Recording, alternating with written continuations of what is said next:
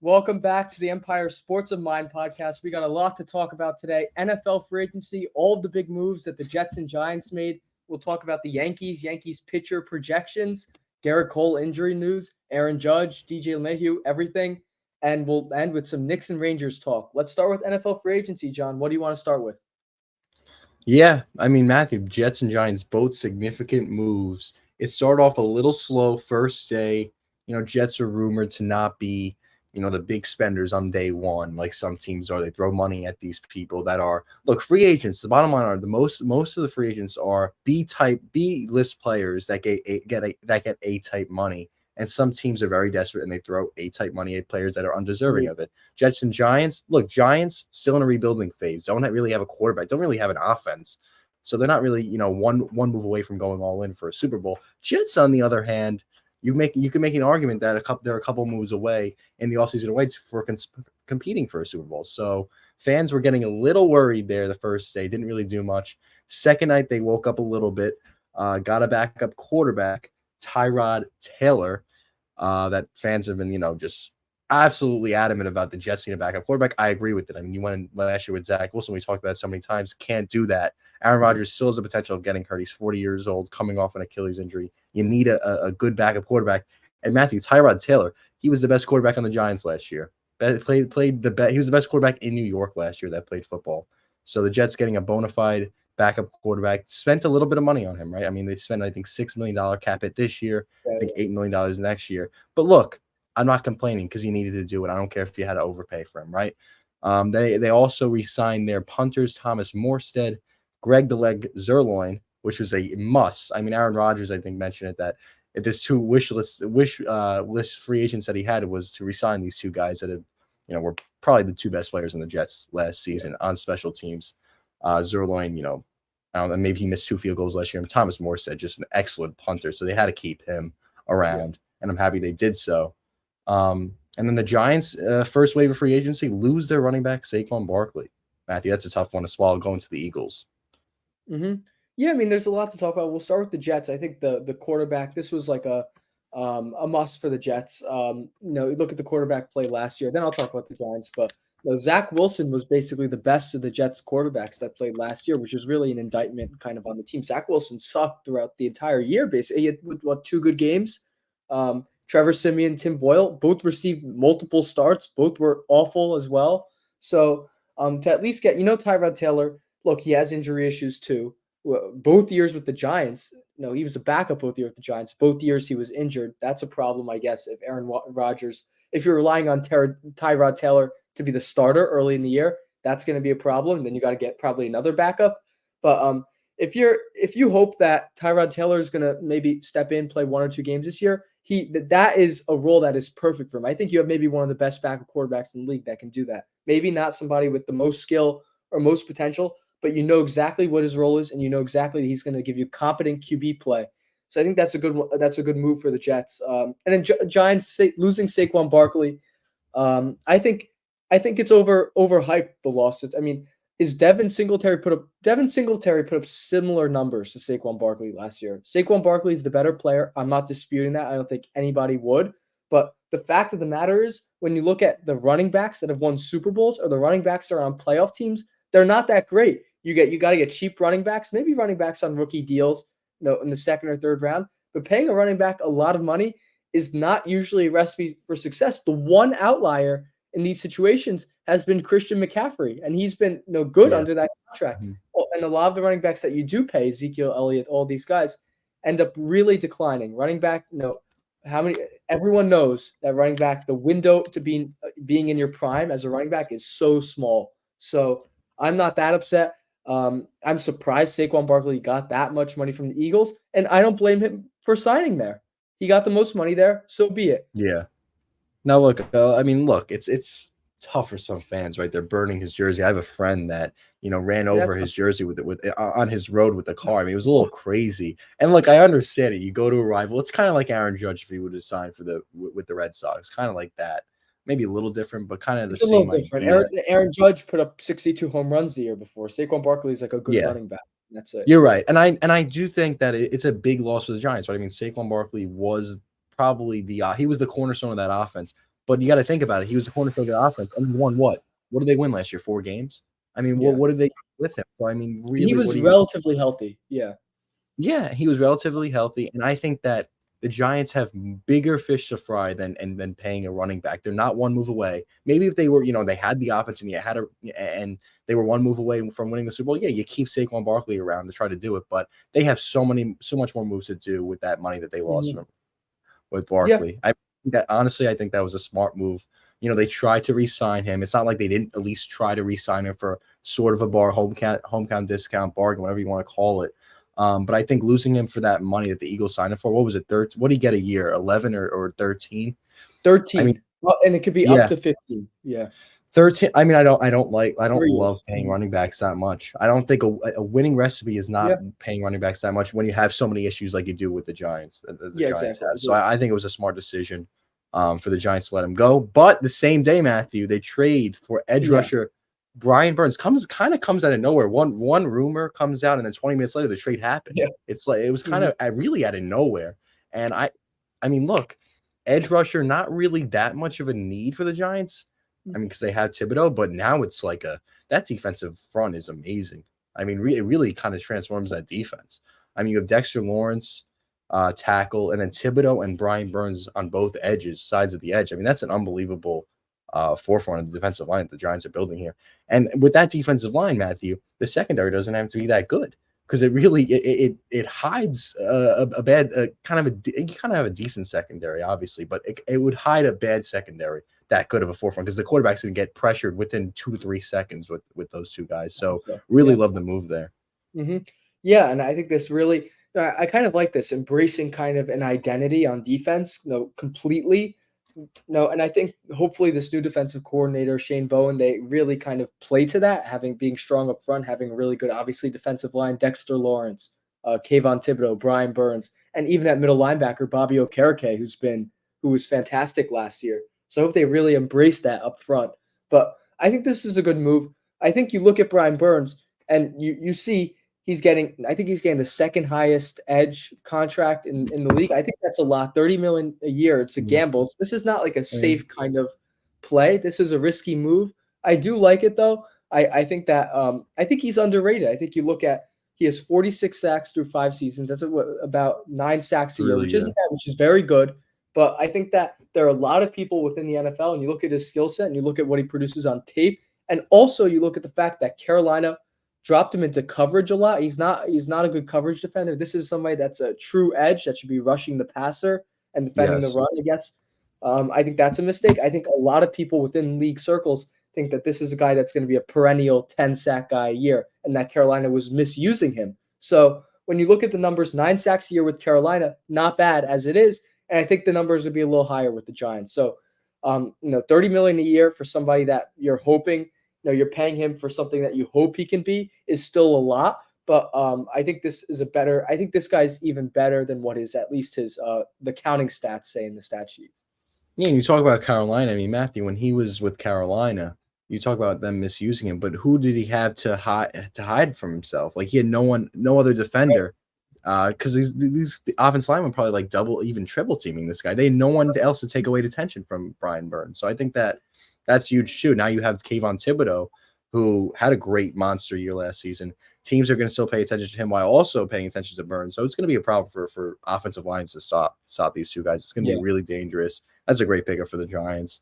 And that extension, yeah, I mean, look, it's pricey, but edge rusher, that's a premium position in this league, and you're going to have to pay the price to yeah, secure one. A yeah. 25-year-old too. I think that's a good deal. He's 25 years old, still has Agreed. well more than what 3-4 years of his prime left. So at Mhm. least, so I think that's a good deal. Yeah, and I see people too. The one other thing, people are saying, "Oh wow, this is such a great deal because all you really traded was Leonard Williams for Brian Burns because you got that second round pick for Leonard Williams earlier in the year."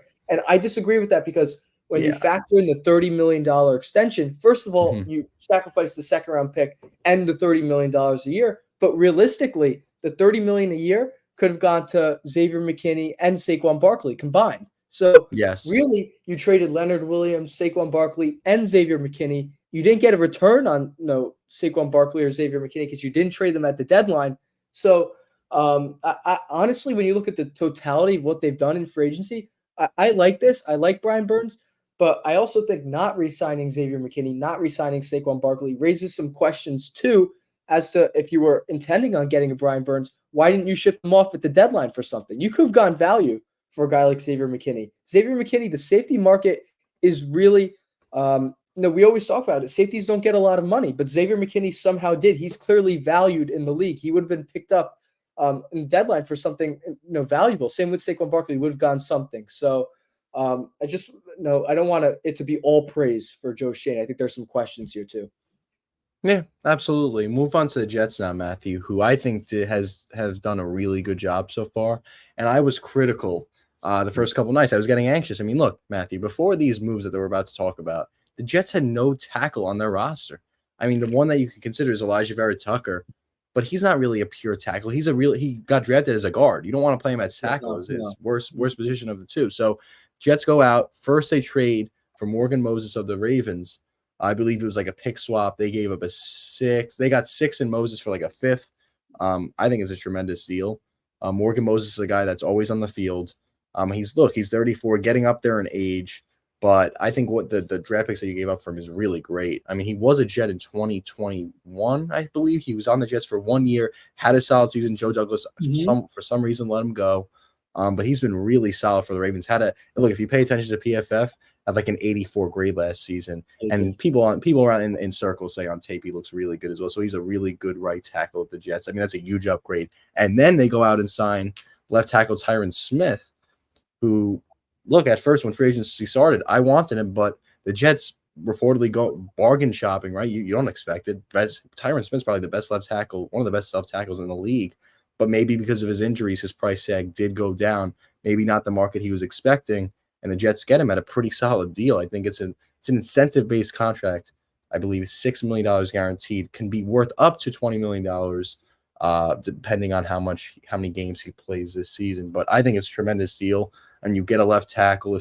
Even if he plays probably 13 games, 13, 14 games, and if they make the playoffs, plays in the playoffs, it's worth it. Well worth it. I mean, this guy is, when he's on the field, a force. The Jets have never had a left tackle this as good as Tyron Smith, probably ever. I love the move. I was really excited when they do this. And Matthew, we'll talk about how it impacts the draft and what the Jets do at number 10. But big move for the Jets, really big move. I mean, Matthew, they released Laken Tomlinson, saved I think $14 to $15 million on the cap, and that $15 million got you Morgan Moses and got you Tyron Smith. With that money, you rebuilt your offensive line.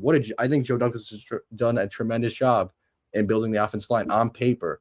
The question is, do these guys stay healthy? And the question is, does he still draft a tackle at 10 because of potential of these guys getting hurt? Yeah, no, I think this is a good start, at least, to fix the offensive line. And on that, we'll talk about the Giants later, but I think I like what both teams have done, adding depth, adding overall good players to the offensive line. Morgan Moses, Tyron Smith are just that. I think age is a concern for both of them. You look at Tyron Smith, he hasn't played 17 games in since 2015. Years? Since 2015, he hasn't played a full season. 2015, almost 10 years. He's had a couple 2-gamer, 3-gamer, 4-gamer seasons in there, at least 2, I think. So expecting him to play all 17 games is hyper unrealistic. It's simply not going to happen. This guy is injury prone. So I think when he's out there, obviously he's a great tackle, one of the best in the league, but this reminds me a little bit of Aaron Rodgers last year. If you don't get a good swing tackle, I don't think you can rely on a Carter Warren or was it Max Schweitzer or whatever. That's not going to cut it this year, because the fact of the matter is Morgan Moses is also 33, and he's coming off some really good seasons. I also shout out Joe Douglas. What they trade for a 4th-round pick? Who is that? Moses? Morgan Moses. I don't know. I'm going to look up the terms right now. I think it was like a 6. I think they got a 6 and a 5th.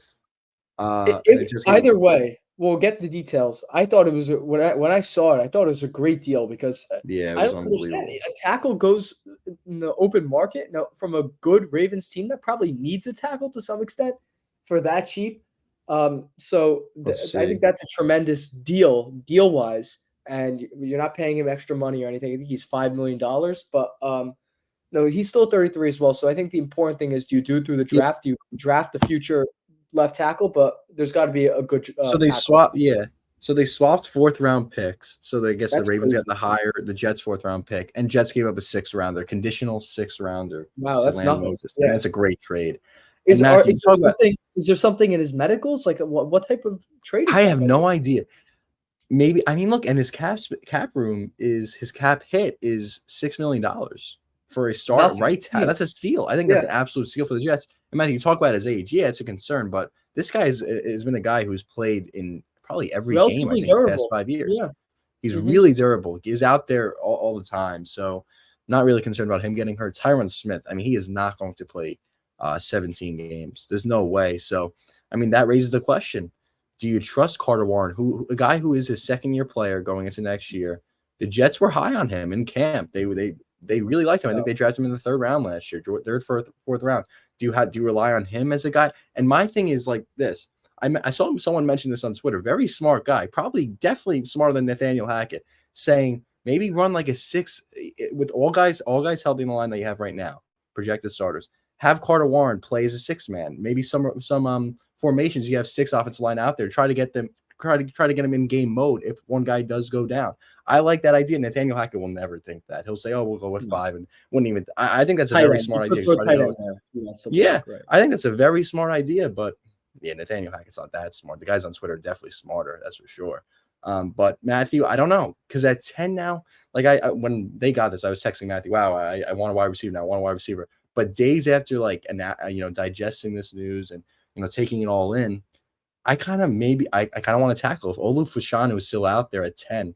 I think you take a tackle because one of these Mhm. guys are going to go down, and also you draft a tackle. He's going to be your tackle for the next 10 years. Morgan Moses and Tyron Smith are not your long-term solutions. That's Maybe also a 1-year factor too. solutions, both of them. Yeah, Yeah, but 1 or 2 year solutions at Mhm. most. So Agreed. yeah, Agreed. I think you draft a tackle. I agree. I think the Jets and Giants are in a unique position, which is where you want to be, where the chips are going to fall so that they can draft best available, whatever they think that is. And if the Jets, if it is a wide receiver, I don't think no, it is. If it's a wide receiver, it's a wide receiver. If it's a tackle, it's a tackle. The one thing I would caution against is picking for needs sometimes is okay, especially if you're first overall. You kind of have to pick a quarterback. You have no choice, but you don't pick best available when the best available for the Jets is a cornerback because you have Sauce Gardner, DJ Reed, or what they did last year when they drafted Will McDonald, despite having Yeah, 8 I mean, other capable defensive linemen. You don't do but that. Best I mean, available. also you could look at that saying, look, Bryce Huff, he left the Jets, went to the Eagles for $14 million. You use that money to rebuild your line too. So I mean, if you didn't draft McDonald, you would probably be forced to resign Huff. I understand Is that, but I McDonald mean, still going to even play? I don't see room for him in the depth chart as it oh, is I think either way. now he is. I mean, because now you only have Jermaine Johnson, Bryce Huff as your edge guy. So I think you're going to see What McDonald about really, really play. JFM, Quinnen Williams? I think the But I Solomon mean, Thomas, those guys are on the line though, the forefront. even Kinlaw Frank got Lamont, yeah, 8 you're right. million. Yeah, Kinlaw you're got a right. lot of Kinlaw will money be a too. lot. I think he'll be playing linebacker, but I think that McDonald will be getting a lot of snaps off the edge. And I like McDonald. I think he really impressed me last preseason. And the limited time he played throughout the season. I think he did impress me on tape. But yeah, I mean, look, Bryce Huff, big loss, but $13 million. Again, the Jets, it's such a Yeah, it's the edge rusher. I think they're stacked with edge. I don't think they had to pay Bryce Huff $13 million. It is a big loss. I don't like how they handled it. I think they should have re-signed Bryce Huff for cheaper than $13 million, maybe last earlier. offseason or the Yeah. offseason before that. But at this point, I think losing him is they did what they had to do, right? They spend that money elsewhere offensively. And speaking of the draft as well, I'm not saying the Jets should definitely draft the tackle. I'm saying that, in my opinion, if the big three, and I'm talking about Malik Neighbors, I'm talking about Marvin Harrison, I'm talking about Rome Odunze, if they're not available at 10, wide receiver wise, I think the Jets should go tackle. And I think if Rome Odunze is there at 10, I think you run up to the podium and you take him. I just think that it's just a big opportunity, but we'll see. And look, maybe they But trade down the Jets and get a that's where tackle. you pick best available. If they think he's better than the tackles, then I would take him because Yeah, I agree. having a wide receiver is a second wide receiver to pair with Gerrit Wilson when basically you don't have any other wide receivers on the roster at all is just as useful as having you can get a tackle And next year. look, You have your 1-year solution.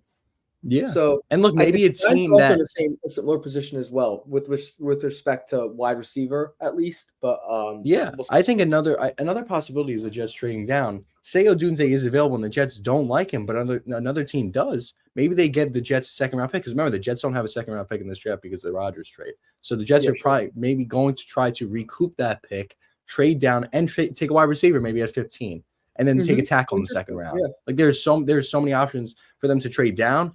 I wouldn't be surprised if they trade up for a guy that they like. I wouldn't be surprised if they stand pat and pick at 10. It really is endless possibilities, and that flexibility is going to be huge for them because of this Tyron Smith signing and because of the Moses trade. And the Giants, Yeah. Matthew, JJ McCarthy drawing No. some interest No. here. Wow. And I talked to some Giants fans saying they wouldn't be surprised if he's the pick No. at number 6. Matthew, who else was the number 6 overall pick? Your quarterback right now, Daniel Jones. Daniel Jones. And I think these very similar players. Yeah, they are scary. Very, very eerily similar, lauded for their football IQ, good arm. Yeah. I mean, but I don't know, Matthew, JJ McCarthy. This guy was projected to maybe be a 4th round, 3rd round pick before the Rose Bowl. And now he's projected at, top 5 on here. Like, I don't understand the all of a sudden hype around him. I don't get it. I mean, if the Giants draft him, I think that would be a big mistake. But who knows? Maybe he turns out to be Tom Brady, like out of Michigan. Who knows? Yeah, but what about like a Jaden Daniels? That's just the nature of the draft. These guys are not top 5 players in the draft. Now, I think Marvin Harrison, you're going to really tell me that JJ McCarthy or and Jaden Daniels are better than Marvin Harrison? There's simply no way. I would be very upset if the Giants do this because you can trade back and get JJ McCarthy. Ideally, if the Vikings trade up to 5 and pick JJ McCarthy, shame on them. Shame on them. That's a blessing. That's a blessing for the Giants. I would root for that. Really root for I hope it happens too. But if the Giants are fixated on getting JJ McCarthy, then or somebody of that caliber, you trade back because he's not. There's no point taking him at 6. There's 0 point. Just draft a wide receiver. They've been missing the number 1 wide receiver all of these years since basically Odell. And it would be, I think it's really a missed opportunity. But there it's are like three top wide receivers. I get that, but I mean, next year you're looking at Daniel Jones. You're praying for a comeback. I don't really know what the plan is. The Giants are in really a tough position because you could sell me on not picking quarterback this year, but what's your defense? The quarterback class coming out next year is supposed to be really horrifically bad. There's not even supposed to be one quarterback taken top 10. But I mean, you're over. I'm over picking quarterbacks in the draft. It's too risky even in Denver. Really? I get the advantage. I get the advantage. I need a moratorium. I need like a break from picking quarterbacks so early in the draft. Matthew, I know all too well about that. Look, Matt, the Jets failed it. They got Aaron Rodgers. You failed once. They said the draft sucks. We're getting Aaron Rodgers. That's basically what they said. Yeah. And the Giants should do the same. The Giants should have this year. I think they should have gone after Russell Wilson. He was willing to play for the minimum. I would have explored that at least, and that's what I would do. I would go on a year-by-year basis. I would treat the NFL quarterback position like the Rangers treat the backup goalie position. Like you get a Quick or Halak, and you go year by year, and you get a serviceable guy.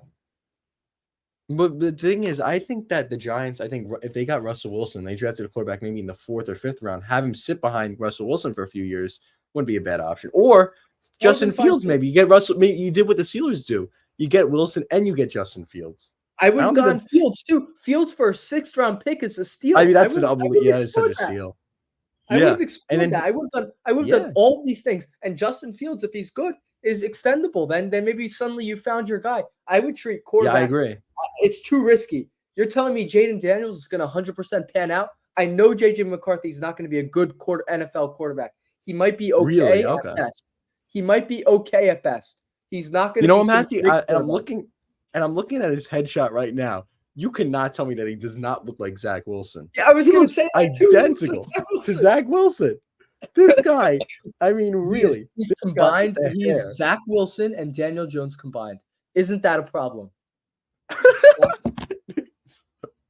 Look, Matthew, It's we not could a be good we could be combination. rewatching this in 4 years when he wins the Super Bowl for the Vikings potentially. Who knows? The You might be wrong. Vikings. Look, I haven't watched a lot of tape on JJ McCarthy, but all I'll say is I wasn't impressed watching the playoffs. I wasn't. I mean, I saw a system quarterback who had This guy's 5-star recruit wide yeah, receivers get open for him, and he yeah, just yeah. throw it easy. I mean, that is I compare him maybe to Mac Jones. Someone like Mac Jones, system quarterback, had amazing receivers at Alabama. Maybe McCarthy didn't have as good as receivers as Jones did in Alabama, but I see JJ McCarthy maybe having like a really good rookie season like Mac Jones, and then just that's a ceiling. And then he Yeah. drops like Mac Jones did. I see a similar career path to Mac Jones. Well, yeah. I mean, speaking of the dangers of picking quarterback, look at that draft. That draft is terrible. Oh, I No, know. all of them. Wilson, Lance, I don't like Jones. Lawrence either.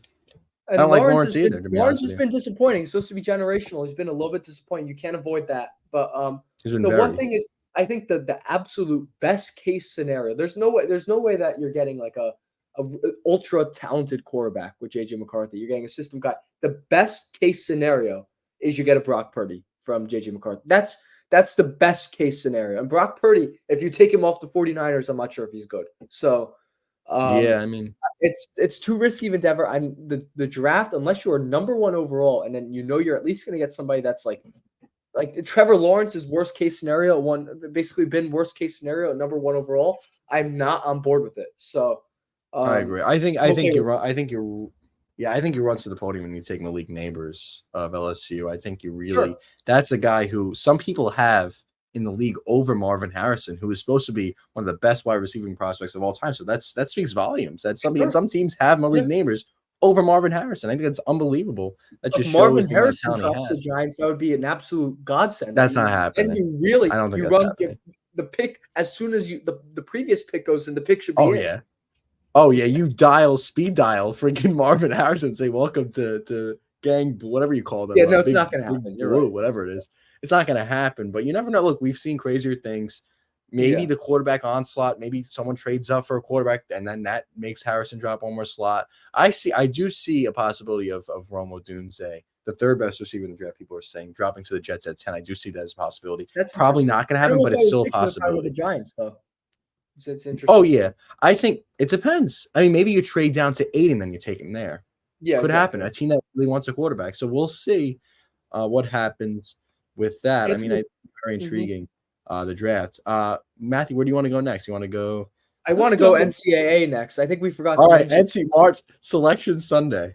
Selection Sunday, March Madness. I think there's a lot to talk about, but we'll keep it brief. We never really talk college basketball. This is like an opportunity. No, it's an important topic.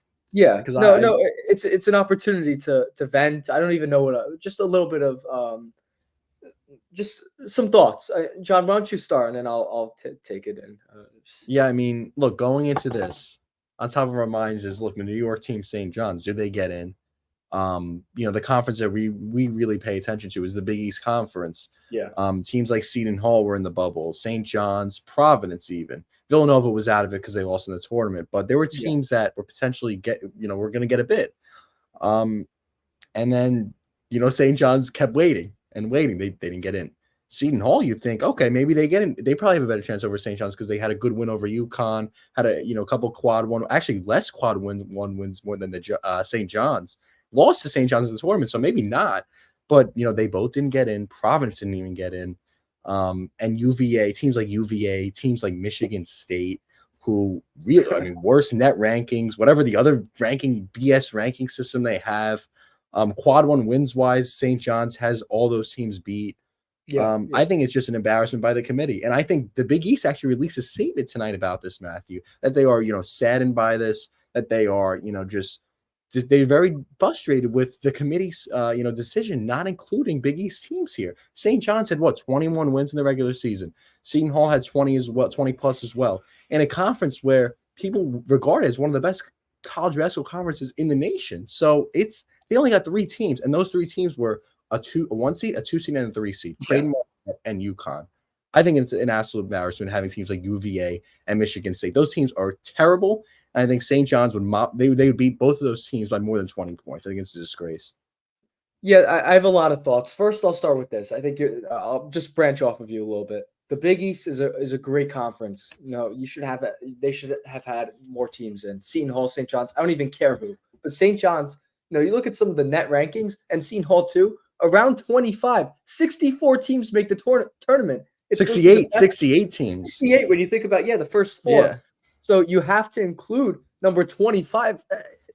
Seton Hall, St. John's, whoever it is, and the other thing is 7 teams from the Mountain West made the tournament. The Mountain West pales in comparison. Maybe 6, might be 6. Maybe I'll double check that. But the Mountain West, either way, pales in comparison to the Big East. Let me read the teams that are here. Colorado State, 24-10. University of Las Vegas, 19-12. Did they win? Did they win the conference? Did they win the championship? No, they lost in the quarterfinal, 19-12. Colorado, Boise State, Nevada, UAB, San Diego State, New Mexico, Utah State. These teams are not as good as the Big East teams. The Mountain West is like a joke of a conference. Maybe you get 1 or 2 teams in there. They're not even top 25 teams in the Mountain West. There are 3 in the Big East. So that to me, that's a joke. The other thing is, I think the process is totally broken. John, you might disagree with me on this because I know Quinnipiac is the MAC. Well, but to me, it's ridiculous that every conference sends a representative to the NCAA. On one hand, anything can happen in March Madness, and I'll use the MAC as an example. St. Peter's won, Iona won in the past 2-3 years. And those teams have had some good runs, but to me, it's ridiculous. I'm looking at what was I looking at yesterday? The Barbasol Arizonian League. This team's like 16-16, won the league, made it. There are no good teams in the conference. Not to mention, none of the teams in the conference all year faced a top 25 team, and they're sending a representative to the NCAA tournament. I don't think so. I think the system has to be revamped. Maybe you select which conferences are going to send their winner to the NCAA tournament, because sending every single one of these conferences, the winner of every single one of these to the NCAA tournament, to me is disgraceful. Yeah, I mean, it's an argument that I haven't heard because people always assume like, okay, that's the rule, right? But you never really heard anybody voice their opinion about potentially changing it. Yeah, I mean, you bring up good points, but I think that the reason why the NCAA does this is for a chance for these teams to gain some popularity. I think that teams in these conferences, they would be so against the rule changing because they're like, oh, where's our chance here? If we win the tournament, if we have a great season, there's no guarantee we're in it. What's the point? We're gonna disband our program. What's the point? We're not gonna get all these players coming to our we're not gonna get players coming to our team. We're gonna lose money. So I think it's a money thing too. I think that the NCAA, if they discuss changing this rule, teams in these conferences are gonna be like, we're not even gonna have a program. What's the point? We don't have a chance of going to the NCAA. They're not gonna get players then to go to their team, and they're just gonna fall apart. And you're gonna have more. I just don't think it's a logical thing. Now I understand how it is frustrating because St. John's, they probably didn't get in because they had everything go wrong for them on Saturday, all those conference championships, like teams like Oregon knocking them out, teams like NC State knocking them out. So teams that weren't expected to win those conference championships kind of screwed St. John's in the end. Patino mentioned in his press conference yesterday, there was 4 outcomes that were bad for St. John's. All 4 of those outcomes happened, and that's where they were knocked out. But I think still with those outcomes, they still should have made it, Matthew. I mean, UVA, you're going to tell me UVA or deserve to make it? Michigan State and even teams in the freaking random conference that you just mentioned, I never heard of until 5 minutes ago. They about the Ohio River Valley Conference? I've never heard of these leagues. Yeah, I mean is getting represented. These leagues suck. Yeah, and I understand the teams that you never heard of that have like 30 wins. Yeah, they deserve to make it. I think there's a couple teams that have like great seasons. They won the tournament and they had 30 wins. Yeah, they deserve to go. But you're right. Some of this has to be questioned a little bit. I think the committee has a bias against the Big East. Now, look, the Big East, I don't know how many teams made it last year. I believe it was 4, maybe. I think Seton Hall also got in along with the same teams that got in at this year. But it looks like they have a bias against the Big East. I don't understand why. I mean, you watch these Big East conference games. Matthew, St. John's, they lost by 5 points against UConn, scored 90 points in that game. They lost 3 games to UConn by combined like 15 points, too. I mean, yeah, and UConn is regarded as the favorite to go back-to-back. They are a powerhouse.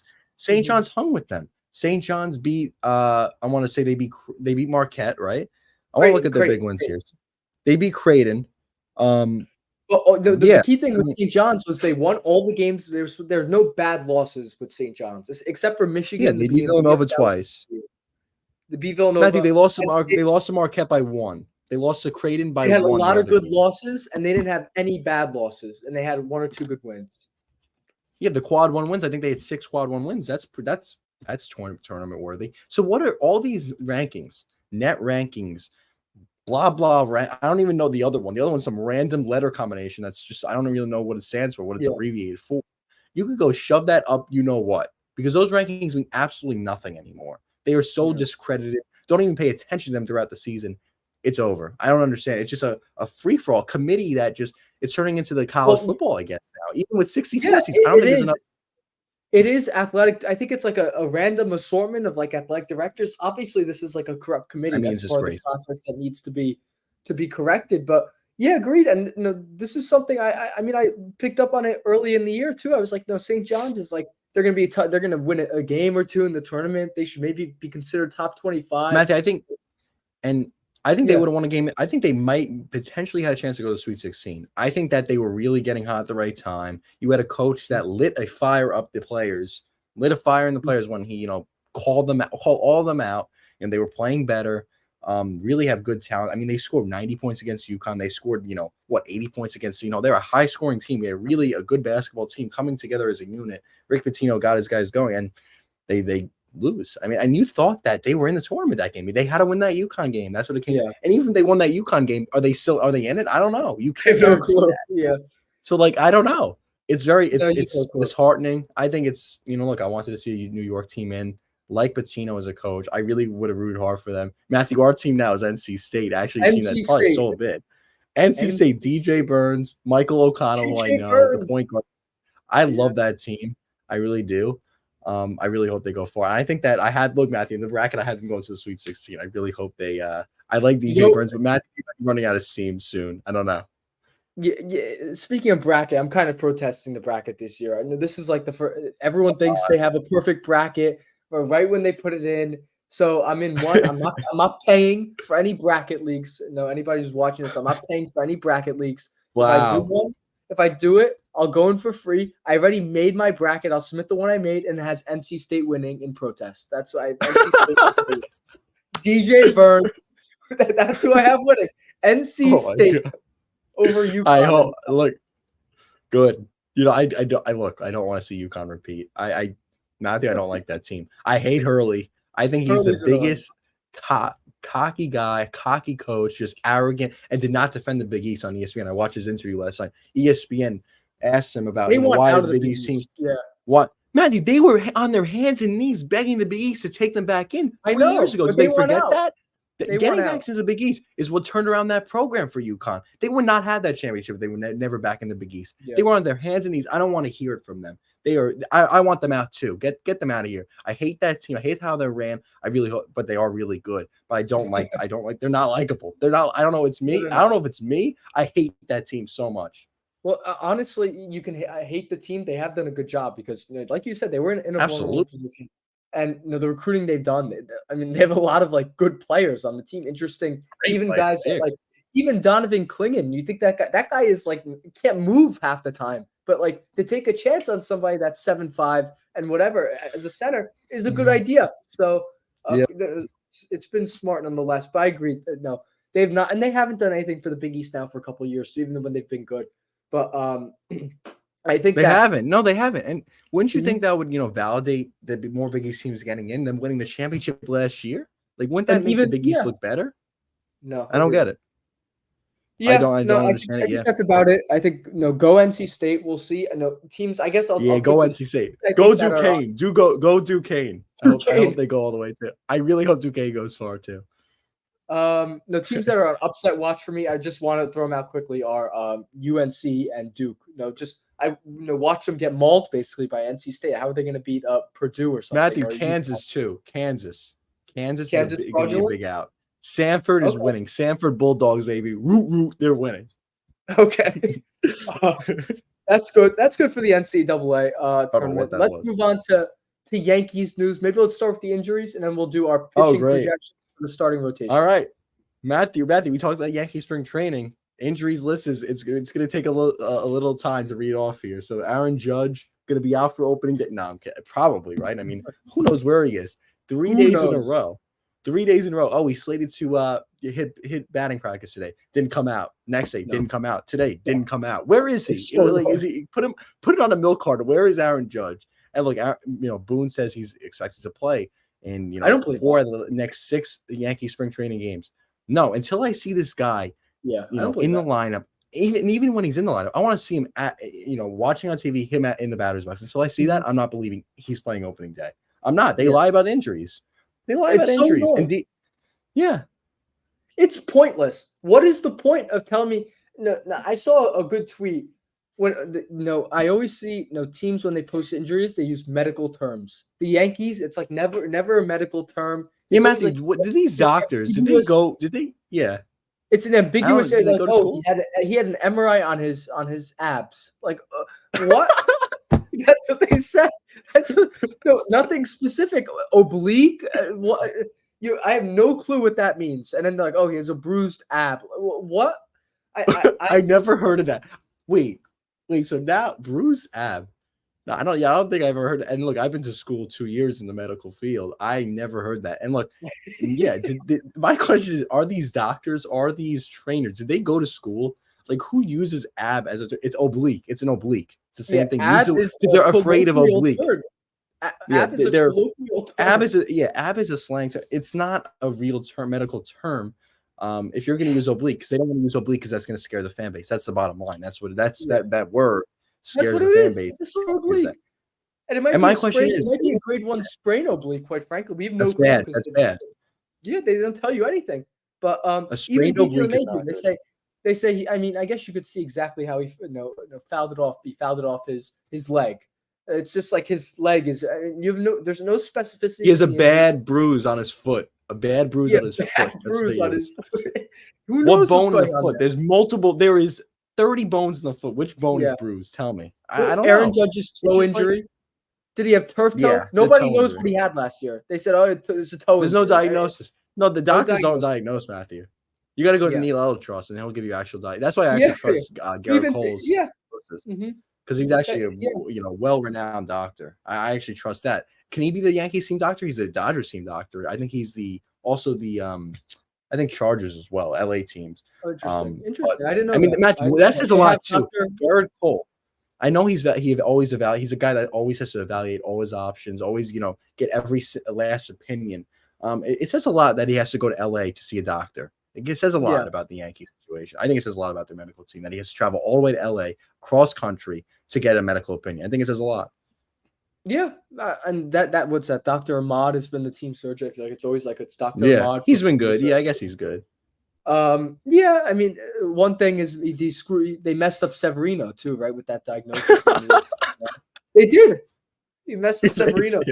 He screwed him up. He came back. The Yankees medical team they've ruined a couple careers. It's really unbelievable.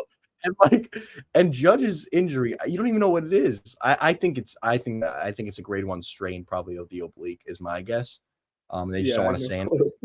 Gerrit Cole, however, he didn't receive a diagnosis. I would say prognosis. I don't think it's really official. But he got a prognosis of maybe potential nerve damage, potential. I think they said fluid in his arm. I believe fluid that's accumulated in his arm. So I mean that's better news than what you were fearing for which is Tommy John surgery, right? A tear of that muscle. But I mean of the UCL, I believe. But look. It's the best news I think you could have received. And he's saying right now that he's going to shut down for 3 to 4 weeks and then see where he goes from there. But I think that's good news. I don't think he's going to, shut down for 3 to 4 weeks and then get on a mound right away. I think it's going to take some time. But, I think, July is a pretty good target date. If he's not back by July, then you start to get concerned. I don't know. I think you look at elbow injuries and I agree. Whatever. They went to 4 separate people, no tearing the UCL, but I hear, maybe you know better than me, but I hear nerve damage in his arm, and that doesn't sound good, or fluid in his elbow. Maybe that's okay. That doesn't sound that bad, but nerve damage in your arm, isn't that how you feel the ball, like it's the way it comes off your fingers. That makes a huge difference. I'm not totally convinced that in 3 weeks, whatever, no throwing 3 weeks, Gerrit Cole's going to pick up a baseball and feel no pain. I don't think that's going to happen. Yeah, I mean, it's going to magically disappear suddenly, like nerve and I damage is think going to suddenly disappear. I think nerve damage, and look, I'm not going to proclaim myself as that I have an MD and I have a doctorate in whatever. I'm a freaking sophomore, but what I can tell you with that nerve damage is I think it's more of him, ramping up too quickly. And I'm not.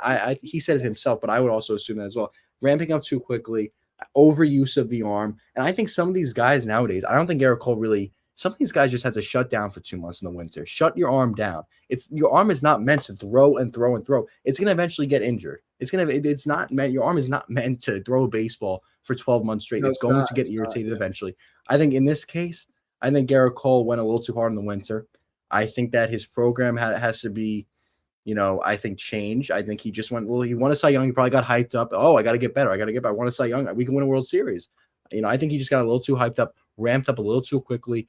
Didn't rest that arm as much as he should have. I think that's what's causing the nerve damage. I think his arm is just like a little irritated at him and is barking. Yeah. And look, it's a concern, right? I mean, because it's no guarantees that I think you're right. In 3 to 4 weeks, there's no guarantees that it feels better. I think it's going to feel better. I don't think it's going to be totally cured. Mm-hmm. And I think they're going to be very careful with him. Yeah, and then so the one thing is obviously the fifth starter. Who's it going to be? You said, breaking news 40 minutes ago. I think that Blake Snell. Blake Snell, 2 years, 61, broke on the podcast, like our first news ever breaking on the podcast. Really, 2 years, 61 million with the Giants. Kind of shame on Snell for whatever it was, 6 years, 150 million. Turned it down from the Yankees. Remember whatever that offer was that they offered him. That was a decent offer. They turned down, but I think the Yankees. One thing about the Yankees, then we'll go into the starting pitching projections, is I'm not sure the fit starters on the roster right now. I'm not sure. And if DJ LeMahieu starts on the IL, they have zero infield depth. I've been talking about this all spring, all winter. Who is the backup third baseman? Barras is hurt. Barras is hurt. There is no depth in the infield. I think DJ LeMahieu starts on the IL. I think you have to go out and get 2 guys, maybe Gio Urshela and like a utility guy. I would love that. But I think Gio Urshela is better than DJ. I think that'll be an upgrade over DJ LeMahieu. Yeah, possibly. I like Gio. I really do. And I think that I saw some rumors of Evan Longoria potentially being a fit. I mean, Evan Longoria. Matthew, he's maybe 6 years removed from his prime. But I understand. He's good. He was good last year. He had a good year. Really? Okay. So maybe that's an option. I'm going to check his stats. That's an option. Last year. Yeah, but I mean, they are really in trouble with the second base step. They really are. And they're gonna have to get that fixed soon. Look, DJ LeMahieu, these guys just go down like flies. I mean, really, I really wouldn't be surprised if Stanton gets hurt soon. I wouldn't. I mean, really, this team and Matthew, one encouraging sign is Rodon pitching good at 5 2/3 inning of no hit ball today. Yeah, really that's encouraging. By Joe Torre. He said that he was slated to go 75 pitches. He was at 71. He was going to argue, but then he saw Joe Torre. He's like, okay, I'm not going to argue. That's pretty neat. Mm-hmm. But Carlos Rodon looking good. I mean, the fastball is still not where it used to be, and I understand it's still spring training. It's averaging at 94.5, whereas he was in San Francisco. It was still 2 miles an hour quicker than that.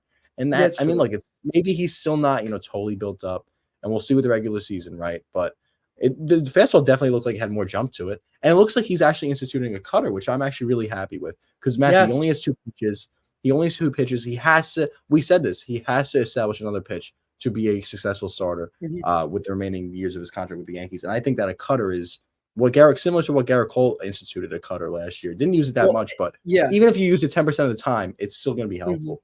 Or really, most comparable to me is Nestor Cortez really employs that cutter backdoor. It's actually really pretty. It's a really nice pitch for him. So for a lefty, maybe they're using the same grip. I don't know. But speaking of pitching, let's jump into our projections for the pitchers. We've been posting the ones for the hitters. We're all done with them on Instagram. Now we'll do the pitchers.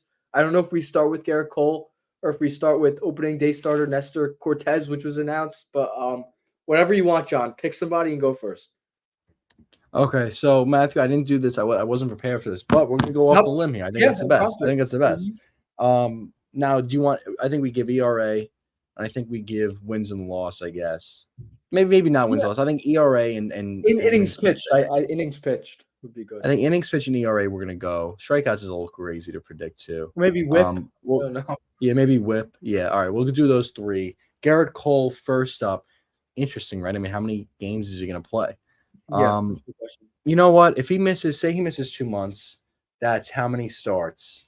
That's what? He's missing 12 starts, probably. Yeah, 10, 11 And that starts.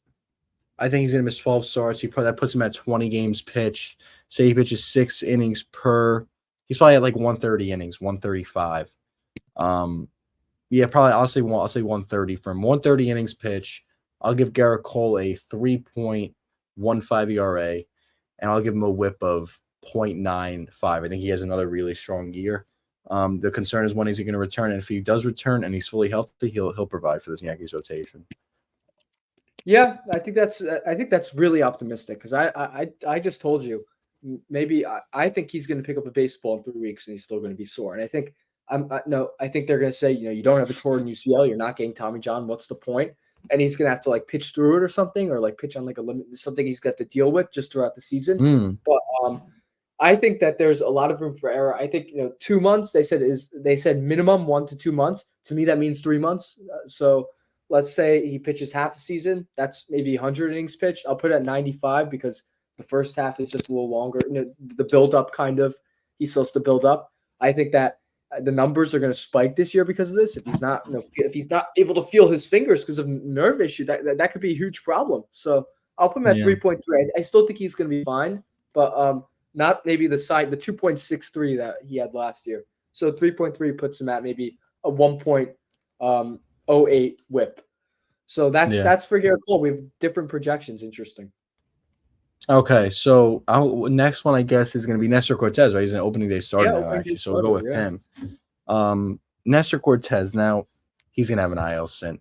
He's always had issues since he's pitched, that 180 inning season. He's never pitched that much in his life, so I think that's affected him. I think he's always going to deal with that.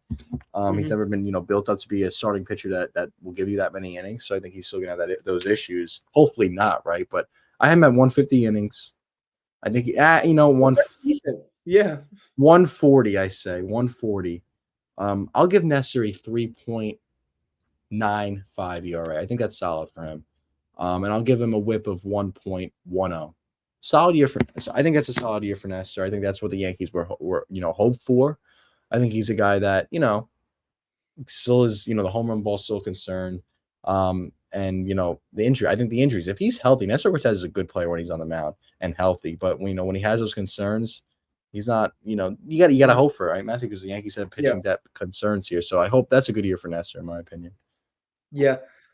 This is not, I mean, you look up and down the Yankees rotation, I'm just nervous. I'm not totally convinced that Nestor Cortez first can put together a full season. I think it's like a near impossibility. But second of all, that he's going to be able to replicate what he did in 2021, 2022, where he basically averaged a 2.7 ERA. That's excellent. Yeah. But I think ultimately, they need him to pitch this year. I don't think they kind of need him to pitch. And I know he's had the rotator cuff issue. He's kind of been hinting that it's still an issue too. It's taking him a while to build up. So I think it's going to be an issue. But I like 140 innings pitched. I think that's realistic. I think that the ERA is going to be up. I think he's going to be. I think like Nestor Cortez is a solid 5 starter. When you start relying him to be the opening day starter or be the number 1 starter, is where you have a problem. But I think 4.2 ERA. He basically had a 5 last year, which was a little. I know he was dealing with it was a little disappointing.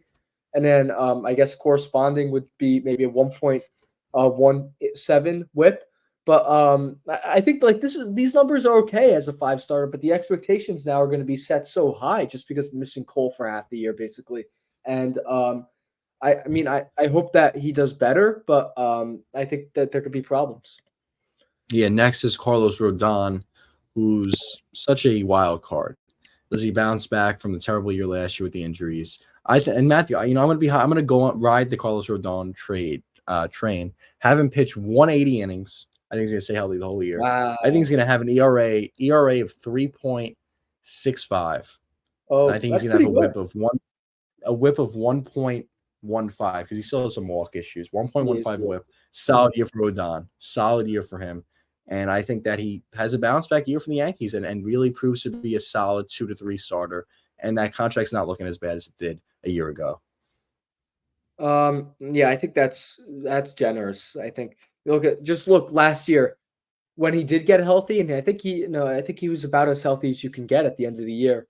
Mm, Basically finished with a 7 ERA. I mean, I get he lost weight. He's a little better. He looked good today in spring training. I don't know who he faced today. Could have been like a terrible lineup, but I think that Carlos Rodon's not going to repeat the season he had with the Giants, where he had 108 innings pitched, 2.80 ERA. It's just not going to happen.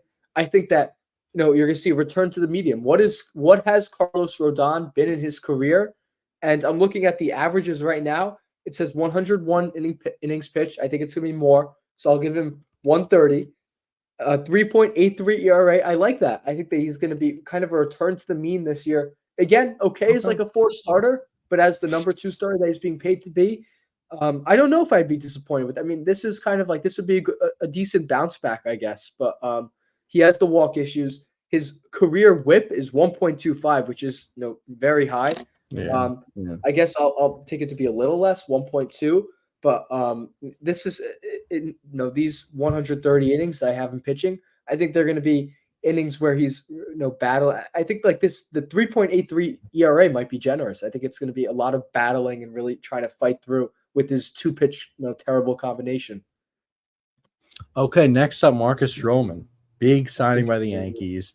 And a guy that you would least expect to become a New York Yankee, attitude-wise, and just he was hated by the fans universally. But he became a Yankee. And Matthew, I think he's going to become a fan favorite, this guy.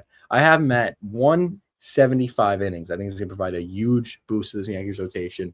I have him at I'll give Marcus Stroman a 3.60 ERA. I think he's going to have a solid year, a really solid year.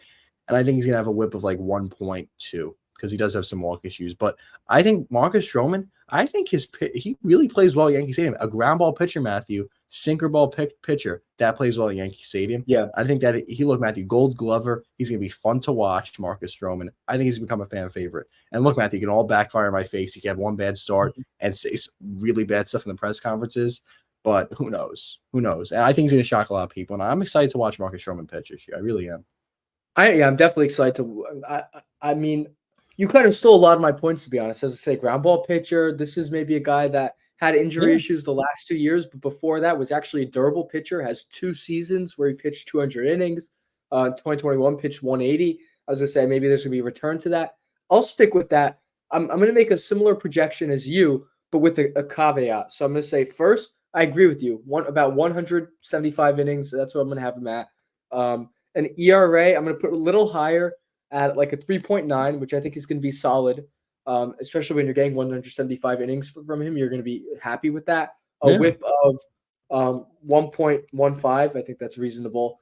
But my caveat is this good regular season, it's going to spiral a little bit at the end. He might have a really hot start, a bad September. And if he has a postseason start, I think it might be a disaster. All the pressure, the social media. Wow. Okay. That's I want that in my projection. I want everyone to have that. I'm putting these numbers out there, but this must be known. I mean, he told his family he's not going to see them until Thanksgiving, so maybe he's that's ridiculous. The season. He said, "All right, everybody, signing off. Happy Thanksgiving when I see you." Yeah, I mean, do you believe that, Matthew? You're not going to go on social media for how many months is it?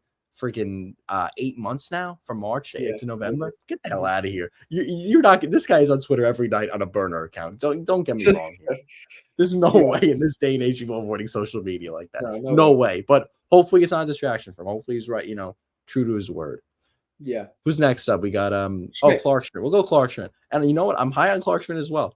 I am high on this rotation that seems kind of bleak, but I like Clark Schmidt. I imagine when he came up, I was very excited for him. Has had a decent, I mean, not great 2 years so far in the league, but this year I think he takes off. He's a high strikeout guy, has some good stuff. Tends to give up the home run ball is a problem with him because he does tend to, leave pitches, right down the middle of the plate. Some of his breaking balls get a little away from him sometimes. But I have Clark Schmidt, and I'm going to look at the stats from last year. How many innings did he have last year? 159. You know what? We're going to go 170 for him too. I think he doesn't get hurt as well, hopefully. Crossing my fingers. And I'm going to have him at a 3.85 think he takes all. I think that's a really good year for a fifth starter in Clark Schmidt. And I Sure. think he's going to have a whip of like 1.10. I think it's going to be a really solid season for Clark Schmidt. I'm really high on him this year.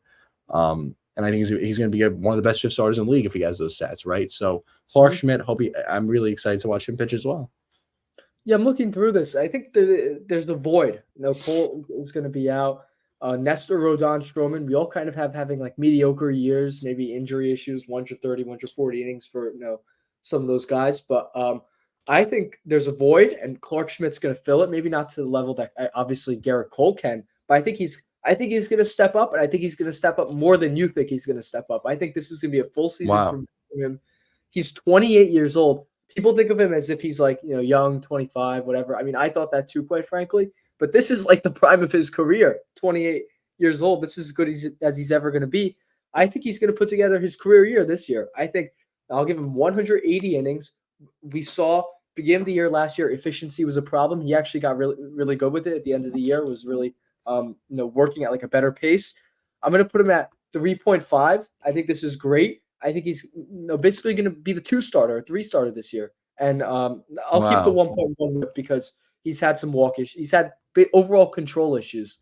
But I hope he reins it in this year. But I think this is going to be a really surprising, a really good year for Clark Schmidt. And it's really going to be necessary when you look at kind of where this rotation stands, all of the injuries. I think the one constant this year is going to be Clark Schmidt. I like that, man. I'm really, I like Clark Schmidt as a player. I really hope he takes off, as what you said. I think career year would be huge for the Yankees in rotation wise. Matthew, we're going to do a little Knicks talk now. Fair. I just want to touch on the OG thing that he's going to miss another game tonight, and Woj said he's going to miss more than one game tonight. And I don't know. I mean, he just had the surgery. One thing I can tell you for certain is Dr. Neil Ellishaw did not perform that surgery. That guy's a master of his craft. He did not perform that surgery. Maybe the surgery has a timeline of recovery of maybe 2 to 3 months, and he came back in 1 month. Maybe that's why. He got an MRI today, came back clean. So I think it's just the effects of surgery, and it takes a while for these bone spurs to heal after you have surgery, after you have it removed. So I think it's just the Knicks should just rest him for 2 weeks and have him come back when Randall comes back. If he comes back, and Randall's not even a certainty. And I think the Knicks season just hangs in the balance of if these guys are going to come back healthy. That's the bottom line. Yeah, no, I think it puts us back in square one, which is like frustrating. And we talk about the Yankees had to lie. Oh, why do the Knicks have to not lie too? Like after we saw the Portland game and we saw he was grabbing his elbow, he was audibly yelling, and you're gonna tell me right after the game, oh, this is normal, this is like procedural, this is bound to happen. Like obviously there's a problem. Like what type of surgery was this? Where he's like he had the surgery and it's still like a active issue. So maybe they botched that surgery too, like Dr. Ahmad with Luis Severino. You have to factor that in as a possibility. But I think this is concerning. I think this could be you could end up shutting him down for the year. What if this is like a real issue? This can't be. I know they list it as elbow maintenance, but he's going to miss multiple games now because of elbow maintenance. Yeah, it's not normal. So yeah, it's a concern. But the good news is I think Randall and Robinson, especially Robinson, I think are both trending in the right direction. I don't know if they're expected back soon, but they've at least both been practicing and like slowly receiving, getting more into the swing of things. So that's good. But you really like to have, I don't know, just for the defense. I get he contributes 15 points a game, but you can get 15 points from, Alec Burks if you really tried, I guess. Absolutely. But it's the defense. And also just on the Alec Burks, Bojan Bogdanovic, really disappointing. Which I predicted. I told you Bogdanovic was not going to be a fit. So just want to throw that out there. Bogdanovic has not been a fit. At the minimum, he hasn't been the 20-point player that he was on Detroit. He's been like awful. Yeah, he hasn't been good. He really hasn't. Matthew, one more thing before we go. I don't think we talked about Mike Williams visiting the Jets tomorrow. I think that's huge. Okay, I think that he's slated to visit the Jets, the Steelers later in the week, and the Panthers.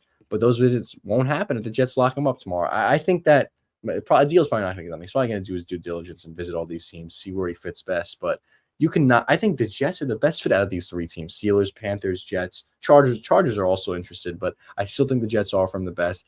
He is 6'7", Matthew. great at 50-50 balls. Aaron Rodgers is one of the best quarterbacks at throwing up these fades for these guys to catch. I think Yeah. he'd be a perfect fit.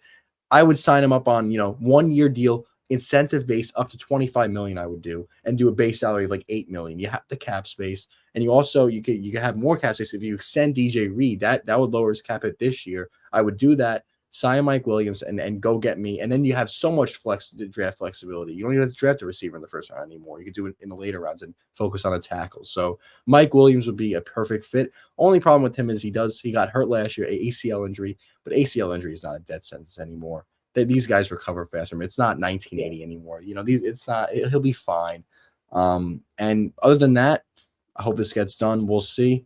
And Mike Williams watch now. Mike Williams. I saw some fans tracking his flight today from LA. So No, we're on come on now. deep Mike Williams watch. No, I mean it would be a good pickup. I think it'd be a good fit. I think it would be the fit and more. Like I told you that Alan Lazard was supposed to be last year. I think it'd be that kind of fit, that scheme fit, and more. Like he's a better player. Yeah, obviously. 100%. It'd be something interesting to watch. Opens up more options for the Jets. But I think let's end on that. I think that's go Rangers, go Knicks. We'll talk about them more next week, and maybe next episode will be Yankees opening day. So yeah. To talk about. Yep, absolutely, Matthew. Great episode as always, and we'll see you guys in the next one.